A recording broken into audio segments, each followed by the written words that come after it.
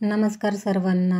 उदे ग आंबे उदे कथा 3.5 शक्तिपीठांची या मालिकेच्या आजच्या भागात असं पाहायला मिळतं की नागदूत रोहिदासला शाप देत असतो आणि सर्व काही सांगत असतो. ते ऐकून रेणुका म्हणते की रोहिदासकडून जे काही घडलं ते अनावधानाने घडलं. तर जमदग्नी देखील म्हणतो की नागदूता, अरे अनावधानाने घडलेल्या कृत्यास कसली आली शिक्षा, त्यामुळे आता मनाचा मोठेपणा दाखव आणि क्षमा कर. परंतु हा नागदूत रडतच म्हणतो की कदापि नाही, त्याच्याविषयी तुमच्या मनात स्नेह आहे, तसाच माझ्या देखील माझ्या सखीवर स्नेह होता, जीवापाड प्रेम होतं. आता मी तिला कुठे शोधू, माझ्या आयुष्यातील तिची जागा कोण भरून काढेल, असं म्हणतो. त्यावेळेस त्या शिळेजवळ बसून तो खूप रडत असतो. आता रेणुकेलाही खूप वाईट वाटतं. नागदूत पुढे म्हणतो की हे बोलणं सोपं असतं, परंतु जर आपल्या आयुष्याचा जोडीदार असा अचानक सोडून गेला ना, तर त्याच्या वेदना, दुःख काय असतं हे तुम्हाला कधीच समजणार नाही. दोघांनाही प्रश्न करतो की तुम्ही कधी केलंय का एवढं प्रेम कुणावर? जर का तुमच्यावर तुमच्या जोडीदाराच्या वियोगाचा प्रसंग आला तर तुम्ही काय कराल?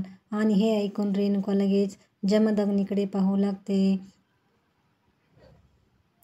आता नागदूत पुन्हा म्हणतो की तुम्ही कराल का अशा व्यक्तीला क्षमा?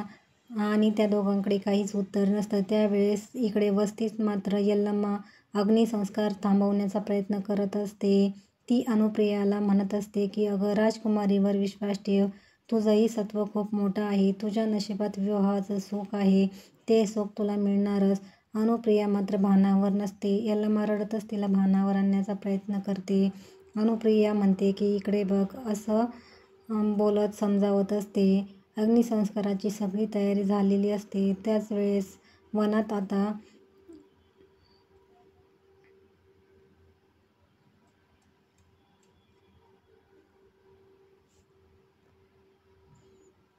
रती ही शांतपणे खाली बसते आणि नागदूताला म्हणते की तुमचं दुःख आम्ही समजू शकतो. रोहिदासकडून जे काही घडलं ते अनावधानाने घडलं, परंतु त्याच्या पत्नीची यात काय चूक आहे? तुम्ही जे दुःख भोगताय ते दुःख तिच्या नशिबी आलंय. तिनेही वैधव्य का भोगावं, तिच्यासाठी तरी क्षमा करावी.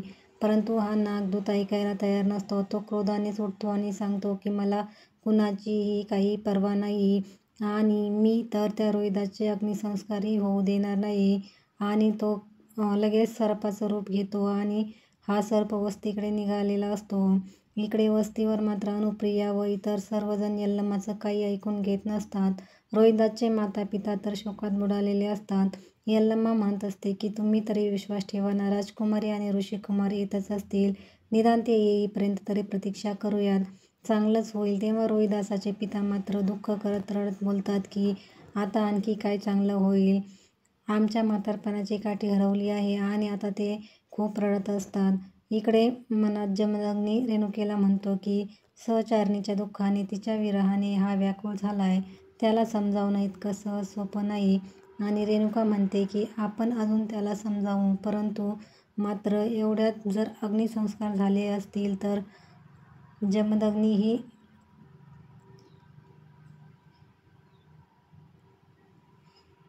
हे ऐकून त्यालाही धक्का बसतो. तर इकडे सगळी तयारी झालेली असते. अग्निसंस्कार करण्यासाठी रोहिदासचे पिता उठतात. त्यांच्या हातात एक पेटता टेंबा दिला जातो. ते रडतच पुढे अग्निसंस्कार करणार असतात. तितक्यात तो नागदूत नागाच्या वेशात तिथे प्रकट झालेला असतो आणि नाग आलेला पाहता सर्वांना खूपच धक्का बसतो. सर्वजण घाबरून जातात आणि लांब लांब पळतात. तर यल्लम्माने या नागाला ओळखलेलं असतं. ती म्हणते की हाच तर तो नाग आहे ज्याला राजकुमारी शोधत होती. परंतु आता राजकुमारी कुठं राहिल्या? तेव्हाच एक व्यक्ती वळून म्हणतो की तोच नाग आहे, काहीतरी अकृत आहे, आपल्याला काही करून याला हकलवायला हवं. दोघेजण हातात काठी घेऊन त्या नागाला तिकडून हकलवून लावण्याचा प्रयत्न करतात, परंतु हा नाग मात्र फुटकारे मारत असतो आणि आता तो विष ओकायला सुरुवात करतो. हे सगळं विष पसरत असतं आणि हा सगळा नक्की काय प्रकार आहे ते काही कळत नसतं. आणि रेणुका व जमदग्नी तिथे पोहोचतात. आता नागदेवतेला गरळ ओकताना पाहून लोकांना धक्काच बसतो. ते पुढे येतात. लोकांना म्हणतात की तुम्ही सगळे दूर व्हा. सगळ्यांनी तोंड झाकून घ्या. श्वासातून संसर्ग झाला तर जीवावर बेतेल. सर्वांचा जीव आता गुदमरायला सुरुवात झालेली असते. जमदग्नी ओरडूनच म्हणतो की सर्वांनी तोंड झाकून घ्या, दूर व्हा. सर्वजण तिकडने पळून जातात. मात्र अनुप्रिया तशीच उभी असते. रेणुका यल्लम्माला म्हणते की अनुप्रियाला घेऊन जा, परंतु ती काही ऐकायला तयार नसते. अखेरीस अनुप्रियाची माता आणि यल्लम्मा तिला बळजबरीने ओढून बाजूला घेऊन जातात आणि रेणुका व जमदग्नी या नागदूताच्या समोर येतात. रेणुका म्हणते की हे नागदूता, अरे हा अट्टहास सोड. अरे अशा वेदना मी समजू शकतो, परंतु रोहिदासवरील राग हा तिच्या मुलीसाठी म्हणजे अनुप्रियाच्या मुलीसाठी हा शाप तुला मागे घ्यावाच लागेल. यात सौभाग्यवतीचा योग आहे, तिचं भाग्य थोर आहे. या नागदूताला शाप मागे घ्यायला सांगत असते, परंतु तो काही ऐकत नाही. तो म्हणतो की कुणाच्याही भाग्याशी माझा काहीही संबंध नाही. माझं दुःख फार मोठं आहे. याची समजूत घालण्याचा तुम्ही प्रयत्न करू नका. जा इथून. काहीही झालं तरी या शवावर अग्निसंस्कार होणार नाहीत. असंच इथे कितपत पडून राहील. आणि मग तो नागदूत ओरडून म्हणतो की रेणुकेला म्हणतो की तुम्ही आता इथून निघून जा. जमदग्नी मात्र आजूबाजूला पाहतो, काही विचार करतो आणि खाली बसतो. ते विष हवेत पसरलेलं असतं. तो स्वतः जमदग्नी ते विष प्राशन करत असतो. जमदग्नी हा साक्षात महादेवांचा अंश असतो. हे विष आता तो प्राशन करतो आणि सृष्टीचं संरक्षण करतो. त्याने हे विष पचवलेलं असतं. त्यानंतर तो उभा राहतो आणि या नागदूताला जमदग्नी आणि रेणुका त्याच्या मूळ रूपाचं दर्शन घडवतात. तर आता महादेव आणि शक्ती या नागदूतासमोर प्रकट झालेले असतात.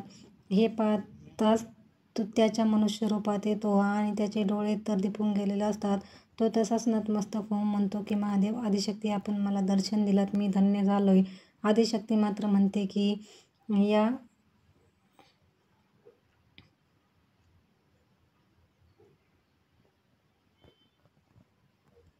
ईश्वरी प्राप्तीसाठीच तर जीव झटत असतो, मार्गक्रमण करत असतो, परंतु त्यामध्ये तुझ्यासारखे अतृप्त आत्मे अडथळे आणतात आणि ही विस्कटलेली घडी सावरायला आम्हाला पुन्हा पुन्हा जन्म घ्यावा लागतो. तू नीट विचार कर आणि जगण्याचं सार्थक कशात आहे ते शोध.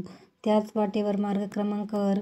प्रेम भावना ही सर्वश्रेष्ठ भावना आहे, परंतु त्यात आसक्तीचा भाव नको, कुणाचाही प्रतिशोध घेऊन नको. अशी प्रेमाची प्रचिती नाही देता येत. प्रेम तर क्षमा करायला शिकवतो, त्यामुळे तू ही क्षमा कर. आदिशक्तीने या नागदूताला समजावलेलं असतं. तर महादेव म्हणतात की हे विधिलिखित बदलण्याचा तुला काही एक अधिकार नाही. तुझ्या सखीचा मृत्यू होणं हे देखील एक विधिलिखितच होतं. आता खरं तर तू आणि तुझी सहचारिणी पुढच्या जन्मी वेगवेगळ्या योनीत जन्म घेणार आहात, परंतु आम्ही दोघे तुला असा आशीर्वाद देतो की तुम्ही एकाच योनीत जन्म घ्याल आणि आजन्म सोबत राहाल. दूताला खूपच आनंद होतो आणि म्हणतो की हो महादेवा, आपली ही लीला मला पामराला कळली नाही. मी त्वरित माझा शाप मागे घेतो, शरणागती पत्करतो आणि आपल्या प्राप्तीपुढे मला अन्य काहीही नको. असं म्हणून हा नागदूत आता मनोभावे नमस्कार करतो आणि नतमस्तक होतो. तेव्हा शिवशक्ती दोघेही त्याला आशीर्वाद देतात आणि पुन्हा एकदा जमदग्नी व रेणुकेच्या रूपात येतात. तर आता तो नागदूत धन्य झालेला असतो, त्याच्या आयुष्याचं सार्थक झालेलं असतं आणि त्याला महादेव आणि आदिशक्तीचं दर्शन झालेलं असतो आणि तो देखील नागरूपात येतो आणि जंगलाच्या दिशेने निघून जातो. त्यानंतर रेणुका व जमदग्नी आता मृत रोहिदासाकडे पाहतात. तर त्यावेळेस राजमहालात राणी भागवती मात्र रेणुकाच्या कक्षात आलेली असते आणि तिच्या आठवणी तिच्या हृदयात दाटून आलेल्या असतात. आता त्या शय्येवर मायेने हात फिरवतच ती म्हणते की किती दिवसानंतर आम्ही रेणुकेच्या कक्षात आलोय. या सगळ्या आठवणी तर न संपणाऱ्या आहेत. तेव्हाच रेणुराजा देखील तिथे येतात आणि प्रश्न करतात की काय झालं, आपण या अशा हळव्या का झालात. आता मात्र डोळ्यातील अश्रू पुसूनच राणी म्हणते की अशा अनामी क्षणी हळवं व्हायला होतं. लेकीच्या अशा आठवणीत आम्ही रमून जातो. रेणुकेला इथला वावर, तिचा कक्ष, या प्रत्येक आठवणी जणू काही जपून ठेवल्यात. त्या कक्षाने आज तर हे सारं काही जवळ आहे, परंतु उद्या फक्त आठवणी उरणार का, असा ती प्रश्न करते. तेव्हा रेणुराजा म्हणतो की उद्या परवा लेकीची पाठवणी होणार म्हणून आपण हळव्या झालात का. म्हणून भावूक झालेली राणी उठते आणि म्हणते की होणारच ना स्वामी, आज रेणुकेच्या सखीचा विवाह आहे, उद्या तिचाही होईल. तर दिवसभर ती मालात नाहीये, उद्या अशीच तिच्या नसण्याची सवय करून घ्यावी लागेल. राजा राणीची समजूत काढत म्हणतो की हे सगळं तर साहजिकच आहे. एकदा की पिलाच्या